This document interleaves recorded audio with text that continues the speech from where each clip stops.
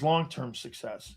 You believe there's different plans for a short-term success and a long-term successful plan that certain organizations, certain businesses, they have short-term. Absolutely. Okay, right? So was Nick's short-term success plan, let me get the ball out of this quarterback's hand. Let me get it into Barkley's hand. Let's use the talent we have on the football team. Let's play defense. Let's play risk-averse, especially after the 31 turnovers we had from 2023 and the first 4 in 2024.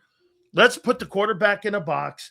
Let's play risk-averse football, and let's just go with this thing as long as we can. And that was a short-term success.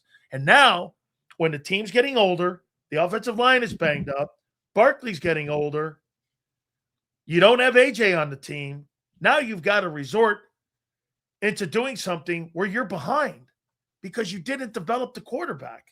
Well, I think it's a fair point by you. What I would say to this, though, is life to me, and maybe it's too philosophical for the discussion on football, but in many ways, what you just explained with short-term success and long-term success applies to a lot of things in life, where life is about compromise.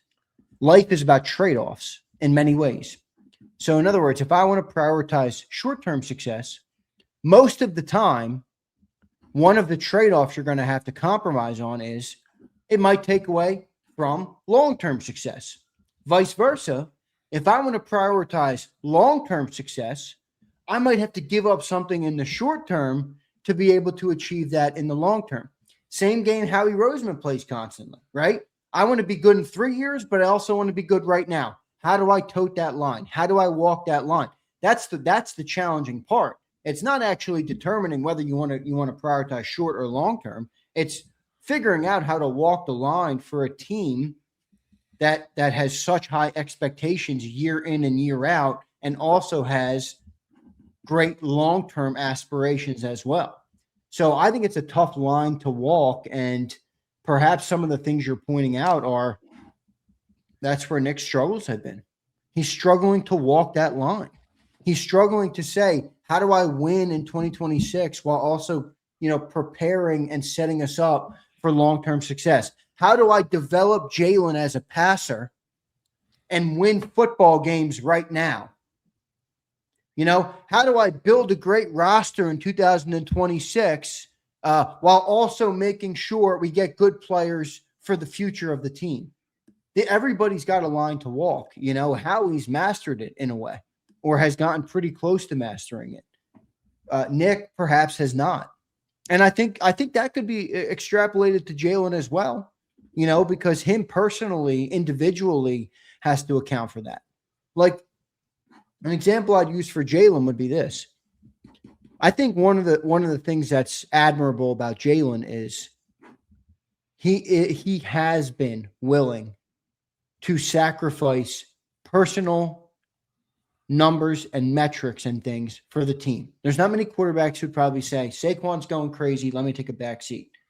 But at the same time, he's got to walk a line too, because you're the face of the franchise. You're the face of the offense. The buck stops with you with this team.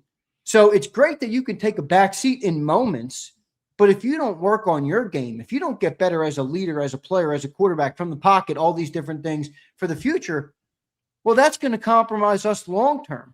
So everybody, that's why I said that, because I think everybody in a way has to figure out how to walk that line. And it's a much tougher line to walk when you're a team like the Eagles. The Jets don't have to walk a line. The Raiders don't have to walk a line. The Giants don't have to walk a line. The Cowboys barely have to walk a line. The Eagles, they got to walk a line. They're a great organization, with great expectation and aspiration. So I think it's a tough setup, but I think what you said makes a lot of sense and is probably in many ways true. I think the biggest issue that Nick Sirianni struggles at is evolving. Howie Roseman has evolved as better general manager since he first initially took his role the first time. He's a better personnel guy. That's evolving. He wasn't a very good personnel guy when he first got in it. That was the big conversation on him. He evolved. Nick struggles at evolving, in my opinion. And evolving comes with problem solving. I believe things are cookie cutter. You're here, you're here, you're here. We're going to play this style. It's my system. I don't really believe in one guy going that system through that one guy. The offense in Buffalo goes through Josh Allen. The offense in Philadelphia doesn't go through Hurts. It goes through Barkley and the O-line. That's what everyone is talking about. We're talking about Hurts elevating to help the O-line in the run game. Wait a minute. There's no place on the planet in the NFL in 31 other cities where the quarterback is not the focal point on their offensive approach, except in Philly. Now, and this is why it's the big dilemma and the enigma of Hurts, is because the offense on a day-to-day, week-to-week basis does not go through that lens. It goes through Nick's lens. And Nick has not evolved. That's why it's short-term success. And that's why the organization came out this year and went, listen here, we got to open up this thing here, and we've got to have a passing game now. Because you know why? The eroding run game. And it is eroding. It's an eroding run game because of Father Time, dude. Yeah. Well, that's again, it's what you said. It's because Nick is optimized for the short term. Don't turn the ball over this week and run the ball so we can win this week. Correct. You know, meanwhile, like you used to do this thing. You used to go like this. Yeah, that's right. That's right. That's right. You know, slowly knocking it down. Yep. You know, and look, here, you know, the other thing I would ask this is, do you think some of that is organizational with Nick? Because hear me out.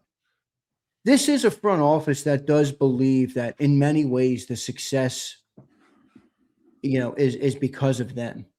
So maybe the organization likes or values or is telling him, optimize for the short term. We'll worry about the long term. We'll worry about the players in the building. We'll worry about getting you the best talent. We'll worry about all those things in the long term. You, Nick, just go win every Sunday you can. Win as many Sundays as you possibly can.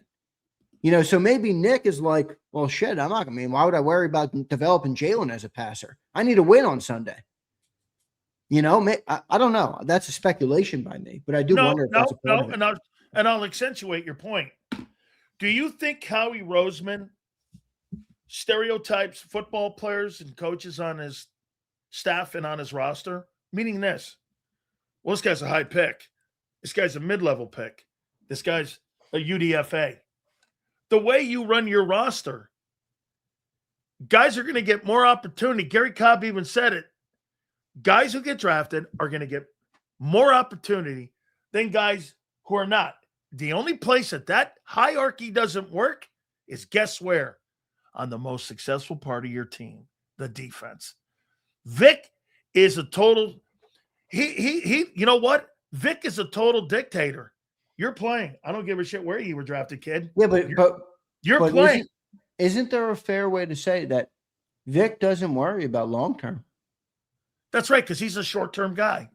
Well, he, like I just said about Nick, you know, Vic's not worried about that. He doesn't give a shit about Jahad Campbell's future. He wanted Nakobe Dean to play because he was a better chance to win the game. Correct. He's 67 years old. He's 67 years old. He's not going to sit around. He's not playing a long-term game. But again, the organization dictates that. How many times you've heard Vic, not Nick, say that? Yeah. I'm at the mercy of Howie Roseman. That's right. That's a Howie question. You know?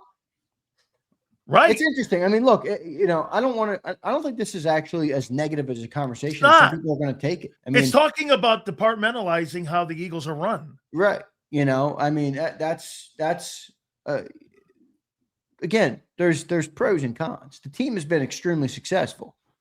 Are there some things that are, you know, could anger somebody? And Nick put Jalen in a box. Said, you play right here this way, and that's the way you're going to play. I do wonder if Nick put him in the box.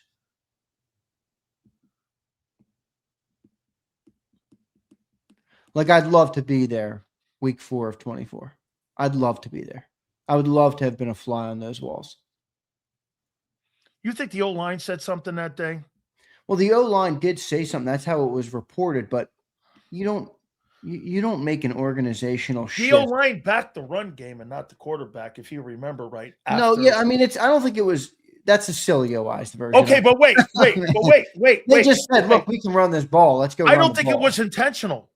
I don't think that was intentional. I said, for us to be successful, we got to run the ball. Big Sills is going to add this. Well, they basically said this. The quarterback is the second dude in this.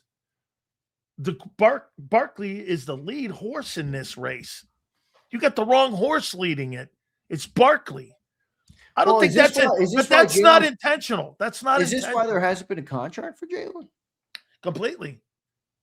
Because Jalen, the success of this football team is clearly on Barkley, not Hurts this year. Because if Barkley goes for 1750 and the O-line is, the passing game's going to come around. Because people are going to be scared of Barkley again.